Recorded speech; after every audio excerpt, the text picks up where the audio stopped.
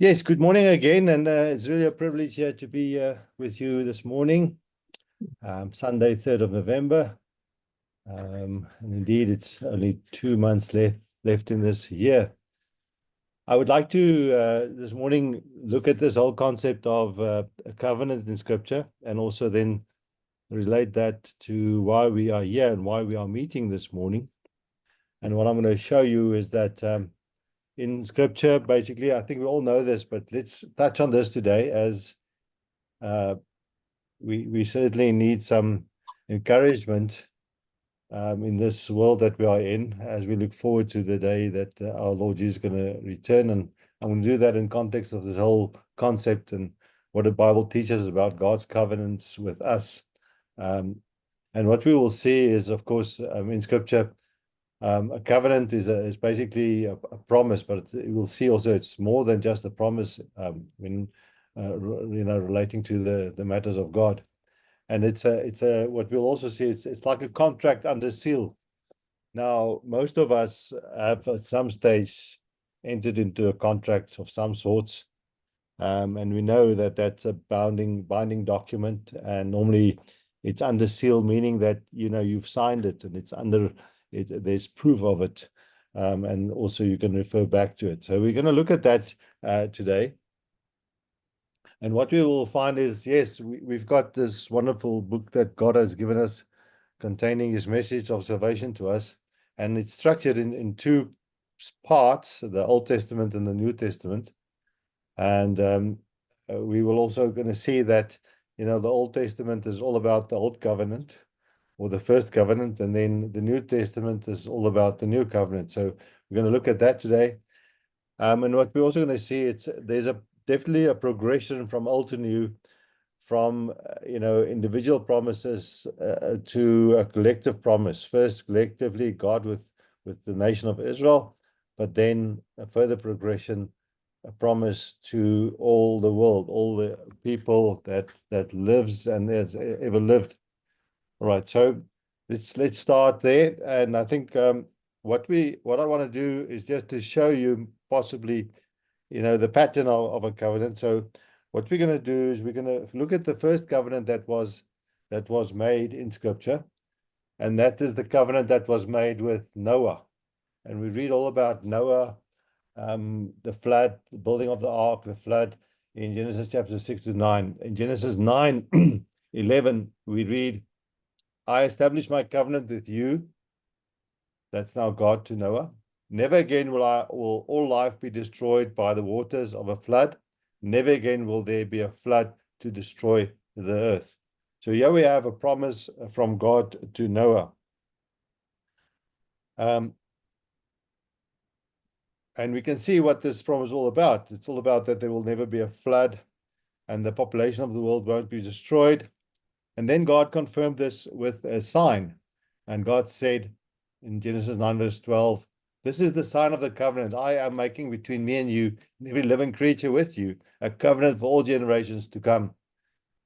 I have set my rainbow in the clouds, and it will be the sign of the covenant between me and the earth. And that sign is still today with us. When it rains, we see the rainbow. So we see here that this is where this covenant, it's a promise, and there's a seal that establishes this promise, and this sign or seal then is the rainbow that is still prevalent today. A couple of 100 years after Noah, God also made a covenant with Abram, and he promised Abram to give the land Canaan to him and his descendants. And we read this in Genesis chapter 17. We read, this is my covenant with you, that's now God with Abram, and your descendants after you, the covenant you are to keep. Every male among you shall be circumcised. Now God made this covenant with Abram after he promised Abram the land of Canaan. And since that time, the Jews the believing Jews have shown that they wish to be, partakers of this covenant by this sign of the circumcision. And we know that the Jews still today, and they do this because, and they still believe, that's the believing Jews, that God will one day return the land that he promised to them forever. Now, this idea of making a covenant or a promise is a serious business, and there's a certain pattern or nature to a covenant. We can see that firstly, it is a very serious commitment that one makes. There's an attention from all parties to keep this covenant, and then it carries consequences when it is broken. Okay. And one of the things that we do know and we do understand is that we can be certain that God will uphold his promise to a covenant. So he upholds and keeps to his covenant.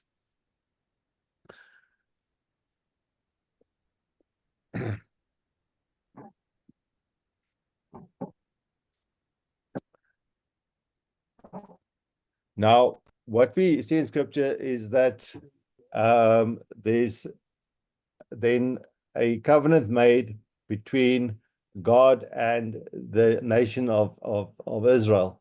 And we see this, and we see the facilitator of this being Moses. We read in Exodus 19, verse 5 and 6, where God tells the Israelites, now this is just after they've been freed from slavery in the land of Egypt. It says in verse 5, now if you obey me fully and keep my covenant, then out of all nations you will be my treasured possession. Although the whole earth is mine, you will be for a kingdom of priests and a holy nation. Now, what we then see later on in Exodus in verse 24 is where Moses goes and delivers this promise of God as a covenant to the people. And what is very interesting is what we read there in verse 3 of verse 20, chapter 24 of Exodus. When Moses went and told the people all the Lord's words and laws, they responded with one voice, everything the Lord has said we will do. Now, I think this is quite profound, because what we see here is that Moses comes and delivers this promise from God to the Jews. And, I think in that moment, it is a fantastic and wonderful hope that we are given to them, that they've now not only been freed, but that they are promised a holy land, a land that flows with milk and honey. And as a collective, they responded with one voice, with joy and with excitement. And they said that everything the Lord has said, they will do.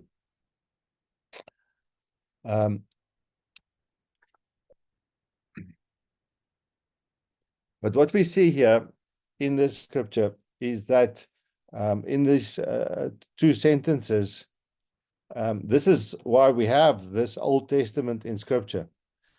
Because in all the chapters before Exodus 19, it is explained to us how it came about that God chose the Israelites to be the people who were to receive this great covenant.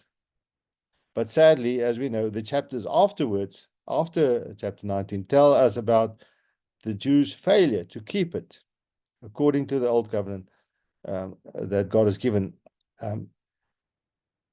because God's promise to them were for them to be specially blessed if they obeyed him.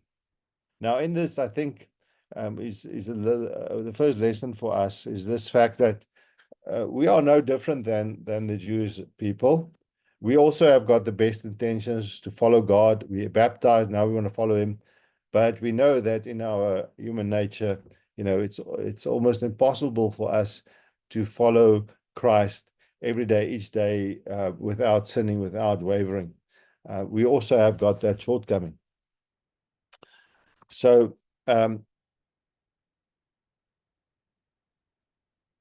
if we look back, we'll see that after chapter 19 of Exodus, God actually gives them the list of commandments that they should obey. there's about 10 commandments, but also it's not only the 10 commandments. In the books of Exodus, Leviticus, Numbers, and Deuteronomy, there are other laws as well that the Jews had to obey. There's 613 of these laws, roughly, that they had to obey. And they agreed to do it, but they couldn't. And they agreed to do it because they wanted to receive God's special blessings. Now, what we also then find is that there was a sign given for the Jews, or for the Israelites in that time, or there was a sign to show the commitment of the people to God. Now, in Exodus 24, verse 5, we read Moses, he sent young Israelite men, and they offered burnt offerings and sacrificed young bulls as fellowship offerings to the Lord. Moses took half of the blood and put it in bowls, and the other half he splashed against the altar. Then he took the book of the covenant and read it to the people. They responded, "We will do everything the Lord has said. We will obey." Moses then took the blood, sprinkled it on the people, and said, "This is the blood of the covenant that the Lord has made with you in accordance with all these words." By allowing the blood to be sprinkled on them, the Israelites were signing the covenant. Basically, that's what they did, pledging to obey God's command. And in return, they would be specially blessed by him. However, as we learn from the rest of the Old Testament, they failed to be obedient. So instead of being blessed, they were punished. Over and over again, we read this story and this pattern, until at last God scattered them through all the countries of the world. The Old Testament, the Old Covenant, failed in its objectives in this sense, not because of any shortcomings from God's side, of God's part, but because none of the people who said they would obey his commands kept their promise. So this covenant God made with the people for them to bless didn't work. It was something new was needed. And that is what we're going to consider. What is then the new covenant? Let's look at that. So just look at if we look at the old covenant again, it was conditional. Okay, here we see in Exodus 19 verse 5 and 6, God says, "Now if you obey me fully and keep my covenant," so there must be obedience and the covenant to be kept, "then out of all nations you will be my treasured possession.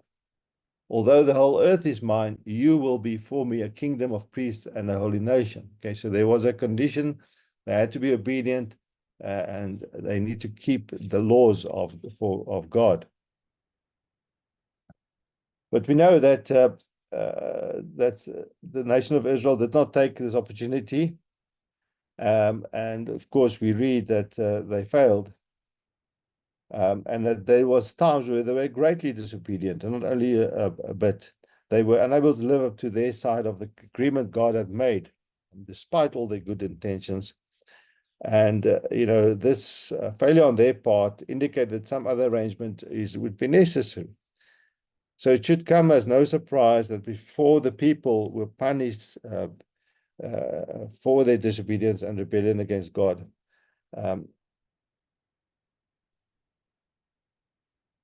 that they were taken as prison out of Babylon. And the land was destroyed. But God promised that in due course there would be another covenant to replace the old one. So if we, again, this is in the Old Testament, but it is in the Old Testament that, where we read about the new covenant. In Jeremiah 31, verse 31 to 34, we read the following: "The days are coming." So this is a prophecy about the future. Declares the Lord, "when I will make a new covenant with the people of Israel and with the people of Judah. It will not be like the covenant I made with their ancestors when I took them by the hand to lead them out of Egypt, because they broke my covenant. Though I was a husband to them, declares the Lord. Verse 33, this is the covenant I will make with the people of Israel after that time, declares the Lord. I will put my law in their minds and write it on their hearts. I will be their God and they will be my people. No longer will they teach their neighbor or say to one another, know the Lord, because they will all know me, from the least of them to the greatest, declared the Lord. For I will forgive their wickedness and will remember their sins no more.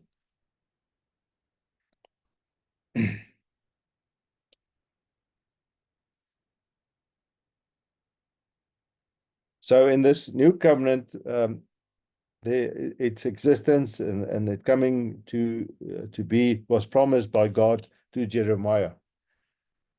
And now what we find is in this book, the Bible, we find a New Testament. And what we also find here in this promise to Jeremiah, or the prophecy, is that there's a couple of differences in this promise and in this new covenant as well. And it's important for us to notice these differences in the new covenant.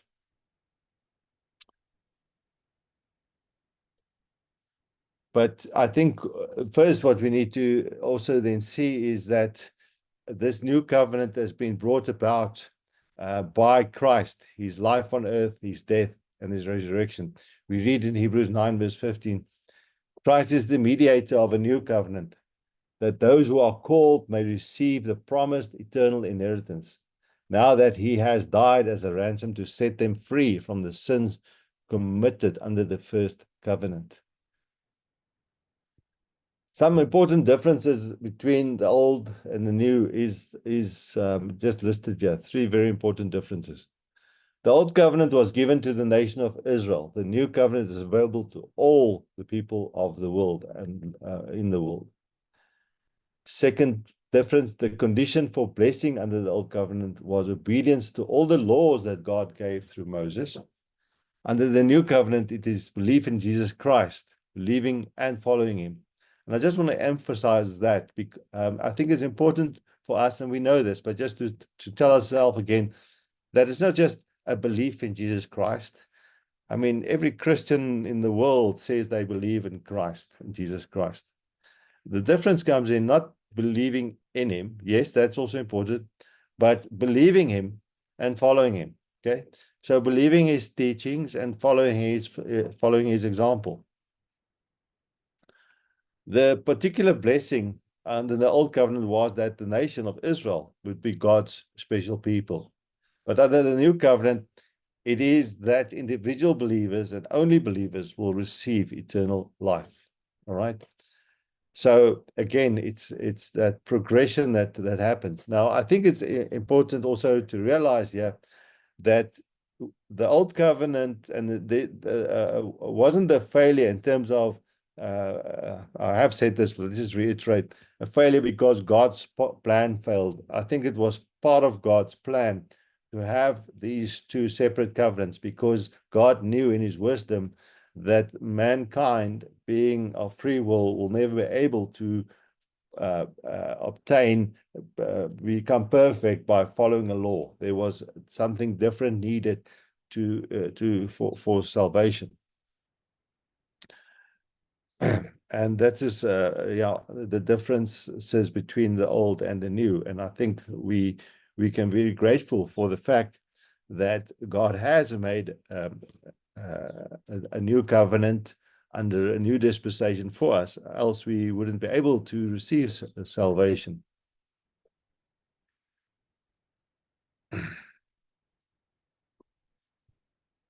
Now, I think it's what we get in the New Testament, or is where the apostles write, Paul specifically, and he gives us this clarity and certainty about Christ's work and Christ's role in this new dispensation of this new covenant, this contract under seal that God has made with us, and that despite our weakness and our faults, we can still partake in this promise of God. In Hebrews 9, verse 28, we read, Christ was sacrificed once to take away the sins of many, and he will appear a second time, not to bear sin, but to bring salvation to those who are waiting for him.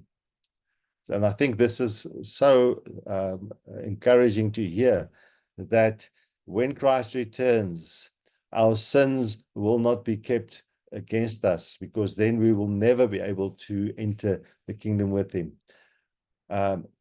But he gives us the way and the path for our sins to be forgiven and not to bear them. And he will bring salvation to us.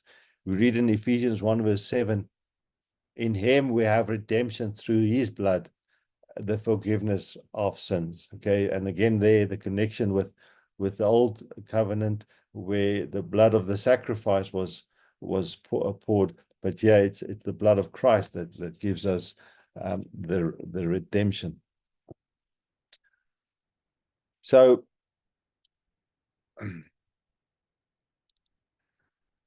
the sign of this new covenant then is why we are together this morning. We are here to remember Christ Jesus through the breaking of bread and the sharing of the wine. And that is what we are going to do today, and what we do often, to remember ourselves and out of gratefulness that God has given us a way so that we won't be judged against the law, but judged against our belief in Christ and the belief in in God and what he has provided for us. But of course, we have to, again, from our side, show our commitment to God. And one of the ways we show our commitment is to regularly get together with our fellow brothers and sisters and to share the bread and wine. But also in Mark 16, verse 16, we are given this commandment: whoever believes and is baptized will be saved, but whoever does not believe will be condemned. Okay, so believe and being baptized and following, clothing yourself with Christ, following him and following his example and his teachings is what will save you, is what will lead to our salvation.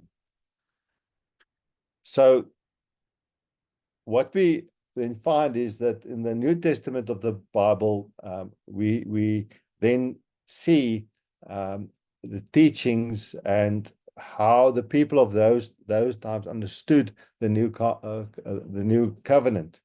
In the New Testament, we find the preaching of Jesus and his apostles. We find all over the necessity for the forgiveness of our sins. And coupled with that, the necessity for us to repent our sins and repent our human nature. We see there in the New Testament, what we read, the necessity for the belief in the Son of God.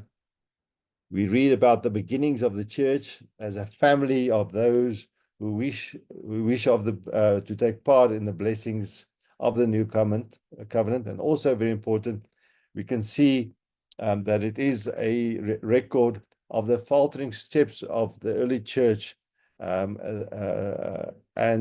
the way that they got past that, and also how those people committed themselves to God.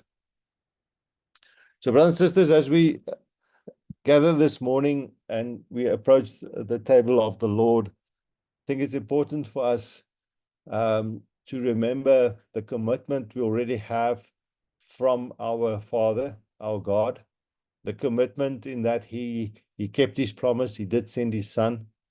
His Son died for our sins. And I think a very apt scripture in this regard that we can read is we find in Romans 3, verse 20 and 21. Where we read, therefore no one will be declared righteous in God's sight by the works of the law. Rather, through the law, we become conscious of our sin.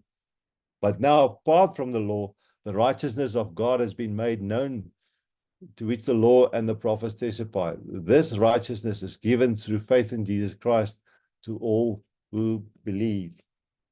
And I think we need to consider here how fortunate and blessed we are that we live in a time as today where we can see around the world where God's plan is coming to fruition, where we can have the ability to read and understand his word, but also that we can understand that God's grace to us, that he has given us a salvation that is available for each and every individual.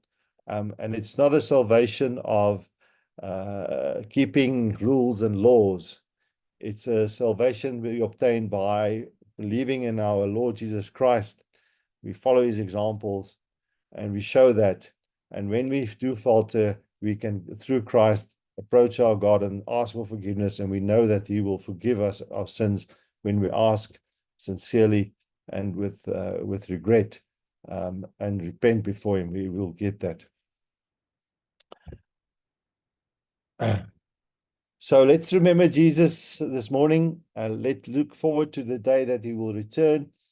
But also let's remember the work that Jesus did for us, the life he led, but also this wonderful plan of salvation that we have received from our Father, our God, and that he will not falter.